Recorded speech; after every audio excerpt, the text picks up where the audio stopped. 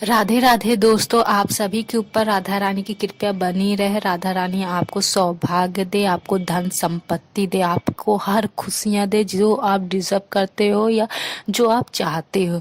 तो दोस्तों, आज का जो ये वीडियो बहुत ही खास है क्योंकि ये मैं ईश्वर के लिए बता रही हूँ। हमारे जो हम जिन ईश्वर पर आस्था रखते हैं उनको कितना फूल चढ़ाना है, मैं उस पर आज वीडियो बना रही हूँ। तो दोस्तों, आप सभी से मैं फिर निवेदन कर रही हूँ कि आप कमेंट बॉक्स में ईश्वर का नाम जरूर लिखें ताकि ईश्वर आपके ऊपर कृपया बनाए रहे। मैं कोई फोर्स नहीं कर रही हूँ, आपकी अपनी आस्था है। आप लिखिए, नहीं लिखिए, लिखेंगे तो मुझे अच्छा लगेगा कि आप ईश्वर को ध्यान कर रहे हैं, स्मरण कर रहे हैं। सिर्फ अपने फायदे के लिए आप ईश्वर का स्मरण नहीं कर रहे हैं। तो दोस्तों, चलते हैं हम वीडियो की ओर। वीडियो बनाते हैं हम, लॉन्ग ज़्यादा हम नहीं करते हैं। तो चलिए दोस्तों, पहले मैं ये बता रही हूँ कि कौन से ईश्वर को कितने फूल चढ़ाने चाहिए, क्योंकि ये भी एक हमारे शास्त्रों में वर्णन है इसका कि हमें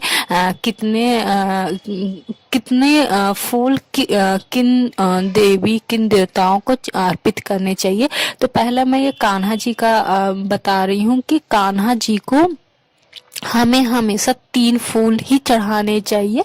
आप उनको माला चढ़ाइए, फिर उनको 3 फूल एक साथ चढ़ाइए या 3 फूल एक एक करके चढ़ाइए। और विष्णु जी को भी हमें 3 फूल ही अर्पित करना है। अगर आप बृहस्पतिवार को व्रत रहते हैं, बृहस्पतिवार की पूजा करते हैं, तो फिर आप 3 फूल अर्पित करें उन्हें। तो आप उन्हें 3 फूल आप ऐसे एक हाथ से आपको नहीं चढ़ाना। आप हमेशा फूल किसी भी ईश्वर को जब आप फूल अर्पित करते हैं तो फूल हमेशा एक हाथ से नहीं अर्पित कीजिए। हमेशा आप जैसे आपने उंगलियों को मतलब दोनों हथेलियों को आपस में जोड़कर उनमें फूल रख के तब उन्हें एक अर्पित कीजिए, रिस्पेक्ट के साथ, इज्जत के साथ, कि आप तुच्छ हैं, आप उन्हें अर्पित कर रहे हैं। आप एक डरते हुए अर्पित कर रहे हैं कि पता नहीं ईश्वर मेरा ये पुष्प स्वीकार करेगा कि नहीं। उस तरह की भावना मन में आप लाइए, आप प्रेम से कीजिए।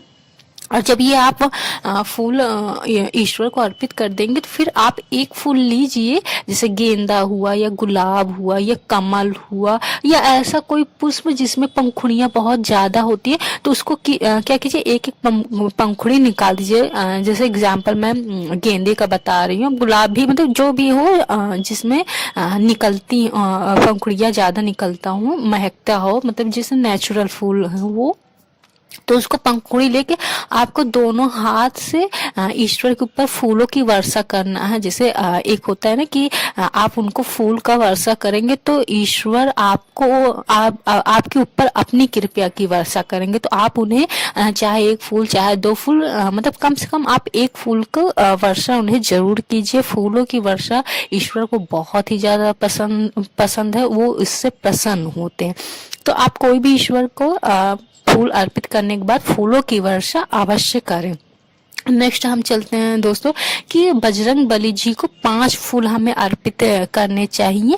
और अर्पित करने के बाद आप इन्हें भी फूलों की वर्षा कीजिए, जैसे गेंदे का हुआ या लाल गुलाब हुआ, आप इन्हों अर्पित कीजिए, या चमेली का हुआ, क्योंकि हनुमान जी को लाल गुलाब, गेंदे का और ये चमेली का फूल बहुत ही ज्यादा पसंद है। तो आप चमेली का अगर अर्पित करके उन पर चमेली के फूल का वर्षा करते हैं तो समझ लीजिए आप की मनोकामना जो भी है सच्चे दिल से अगर आप मान रहे हैं तो वो 100% पूरा होगा। आप एक बार इसको आप ट्राई कर सकते हैं सच्चे दिल से मांग कर।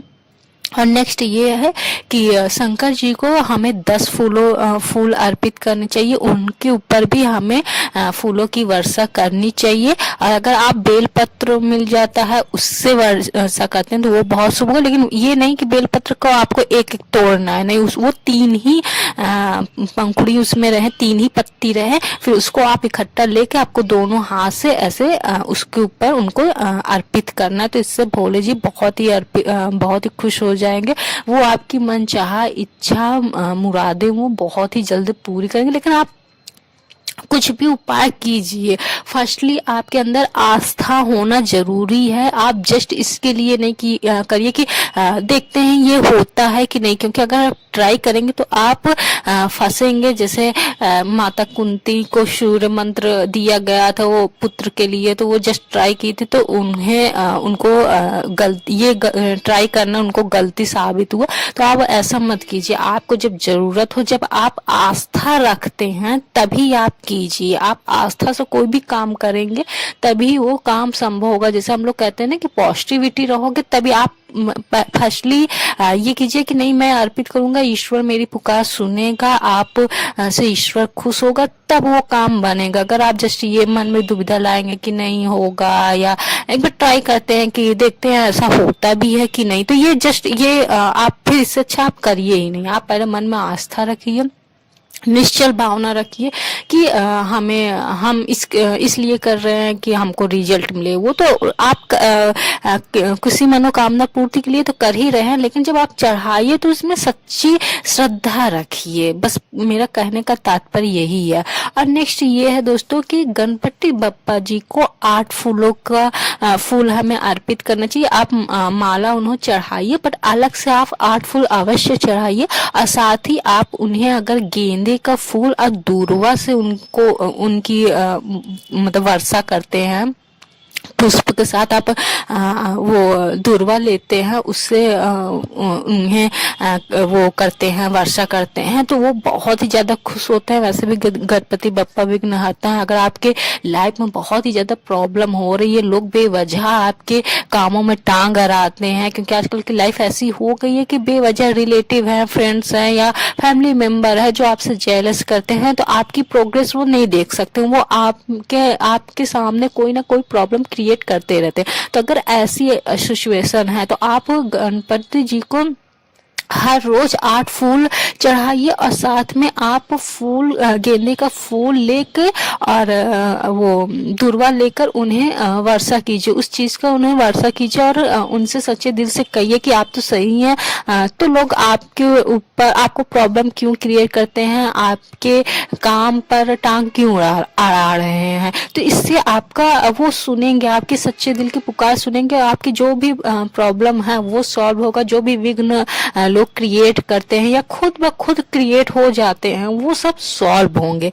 नेक्स्ट ये है दोस्तों कि माँ दुर्गा को हमें 9 फूल अर्पित करने चाहिए। और वैसे भी किसी भी आप देवी को अर्पित करते हैं, लाइक माँ लक्ष्मी, राधा माता, माता पार्वती, आप किसी भी देवी जी को अगर फूल अर्पित करते हैं तो उनकी संख्या 9 होनी चाहिए। और वो फूल हमेशा लाल होनी चाहिए, जैसे लाल कमल हो या गुलाबी कमल हो। कमल होता है, कोई भी कलर का आप चढ़ा सकते हैं, सफेद भी चढ़ा सकते हैं, कोई भी कलर का आप कमल चढ़ा सकते हैं, कोई भी कलर का आप गुलाब देवी को चढ़ा सकते हैं। इनफैक्ट किसी भी ईश्वर को आप गुलाब और कमल चढ़ा सकते हैं। और लाल गुलहर हुआ।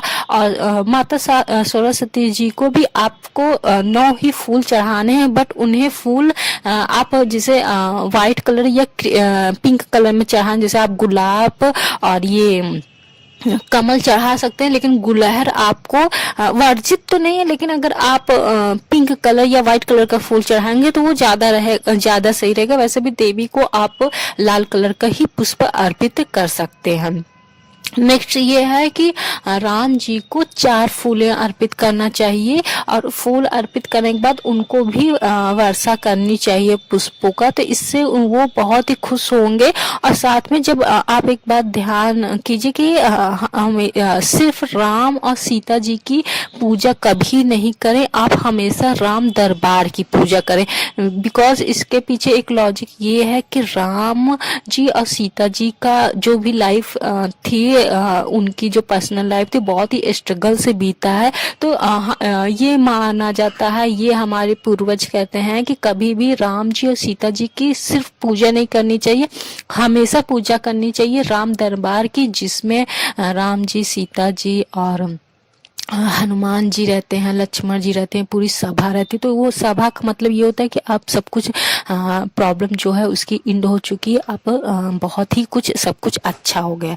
तो फ्रेंड्स, आपको कैसा लगा ये मेरे टिप, आपको ये यूनिक जानकारी है, तो मुझे प्लीज़ कमेंट करके बोलिए। और अगर आप कमेंट करके नहीं बोलना चाहते, आप मत बोलिए, मुझे कोई नहीं। बस मैं ये एक दिल से चाहती हूँ कि आप कमेंट बॉक्स में ईश्वर का नाम जरूर लिखें, ताकि ईश्वर की कृपया आप पे बना रहे। आप इसी बहाने ईश्वर का नाम लिख देंगे। राधे राधे दोस्तों, आप सभी के ऊपर राधे रानी कृपया बहुत बनी रहे।